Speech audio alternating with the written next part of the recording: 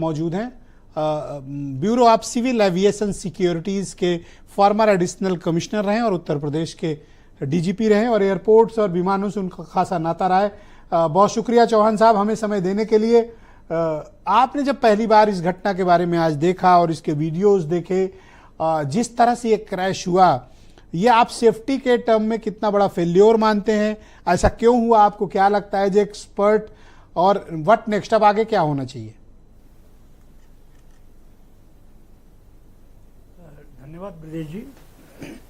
भारत समाचार को इस टॉपिक पे डिबेट करने के लिए मैं बधाई देना चाहता हूँ। ये बहुत ही इम्पोर्टेंट इश्यू है और इसकी सीरियसनेस आप इस बात से समझ सकते हैं कि जैसे ही घटना की जानकारी हुई, भारत के प्रधानमंत्री और गृह मंत्री ये तुरंत रश करके अहमदाबाद पहुंचे जो है, ताकि वो ओवरसी कर सके रिलीफ रेस्क्यू ऑपरेशंस। ये घटना की सीरियसनेस दर्शाती है। एविएशन इंडस्ट्री किसी भी राष्ट्र की सीधे नेशनल सिक्योरिटी से जुड़ता है और वहां जब कोई इंसिडेंट होता है तो उसका वेल लेड आउट प्रोटोकॉल है।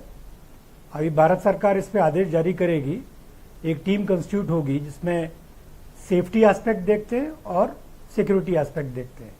बीसीएस सिक्योरिटी देखेगा कि वहां कोई सिक्योरिटी का फेलियर तो नहीं है और डीजीसीए जो है सेफ्टी एस्पेक्ट देखेगा। लेकिन आपको एक चीज तो क्लियर है कि जब एयरवर्दीनेस सर्टिफिकेट दिया गया होगा तभी ये जहाज टेक ऑफ किया गया होगा, तभी बोर्डिंग कराई गई होगी।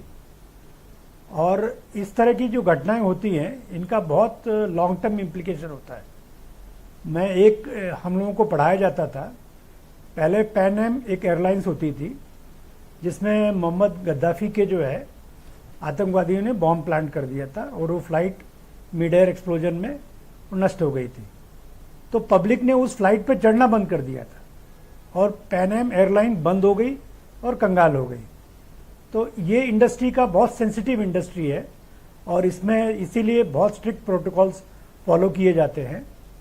और इसमें दूसरा एक एस्पेक्ट होता है कि जो हर इंसान की जान की कीमत बराबर होती है, लेकिन इसमें जो पैसेंजर्स होते हैं they are highly productive human beings, तो समाज को बहुत इम्पैक्ट करते हैं।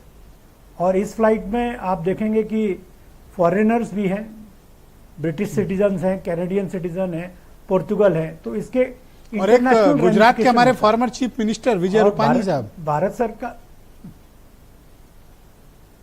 जी, ये इसीलिए मैं आपको एम्फसाइज कर रहा था। और भारत के एविएशन इंडस्ट्री के हिसाब से ये घटना बहुत गंभीर है, क्योंकि पिछले एक दशक से भारत सरकार ने प्रयास किया था उड़ान स्कीम में और हमारी एयर कनेक्टिविटी बहुत बढ़ गई थी और जगह जगह से लोग, लोअर मिडिल क्लास से लोग, मिडिल क्लास से लोग ये फ्लाइट को यूज कर रहे थे। तो इसका भी इस पे काफी इम्पैक्ट पड़ता है। चौहान साहब क्या मानते हैं कि इस तरह की घटना से एयर इंडिया और खासतौर पर बोइंग के जो क्राफ्ट्स हैं उनकी साख को गहरा धक्का लगा है? देखिए, Boeing is a well known name in aviation industry और वो इतने सालों से उनके जहाज बना रही है, उड़ा रही है। ये भी जहाज 11 साल से चल रहा था, तो निश्चित रूप से एयरवर्दी जहाज है ये। अब एक्सीडेंट जब तक इसकी जांच से कारण नहीं निकलते, we should not jump to any conclusion, क्योंकि एविएशन इंडस्ट्री में इंपॉर्टेंट कंपोनेंट हैं, एयरलाइन ऑपरेटर है, एयरपोर्ट ऑपरेटर है और सिक्योरिटी है। तो उसमें हमें ये देखना पड़ेगा कि इसमें एग्जैक्टली फॉल्ट कहाँ पे आया है।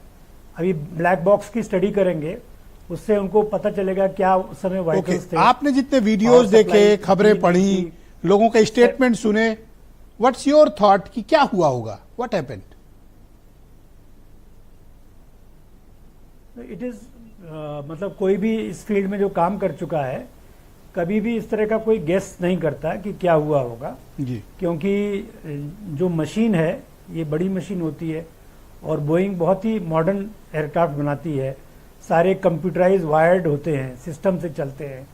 तो जब तक जांच नहीं हो जाती इस पर टिप्पणी करना उचित नहीं होगा जी, क्योंकि इसमें एक चीज अभी बताई गई है, आपने भी देखा है, the pilot is very experience pilot, no doubt about it. So he is well trained to react to any exigency, any emergency.